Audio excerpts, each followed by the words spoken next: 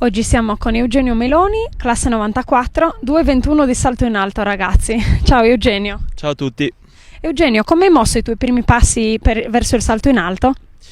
Io giocavo a basket da quando avevo circa 6 anni, però essendo figlio di due saltatori in alto, quindi due atleti, il campo d'atletica è sempre stato un po' presente nella mia vita. Cosa pensi mentre salti? Cosa ti viene in mente? Ci sono dei pensieri che ti vengono prima di saltare? Ma allora, diciamo che il mio coinquilino Silvano Chesani, che è un saltatore molto più esperto di me, insegna che se uno pensa già sta sbagliando qualcosa, soprattutto in gara. Diciamo che noi dobbiamo pensare molto durante le tecniche in allenamento, ai vari aspetti che stiamo curando, spesso solo a uno aspetto, perché se no già due sono troppi, i nostri neuroni impazziscono.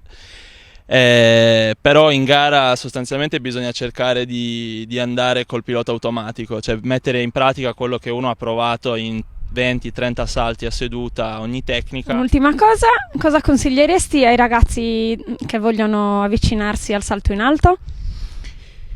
Ma io consiglio di provarci. Se uno ha delle qualità o se uno piace, è uno sport molto difficile, non è una cosa che tutti possono fare, cioè bisogna avere voglia di allenarsi, voglia anche magari di attraversare periodi complessi, perché l'atletica comunque è uno sport in cui ci si allena tanto e si gareggia molto meno di quello che ci si allena, e quindi bisogna essere bravi, essere pazienti, saper coltivare il lavoro che si sta facendo, ma è uno sport complesso ma bellissimo. Noi ti ringraziamo per essere stato con noi, io sono Giulia e questo è il TG. Ciao!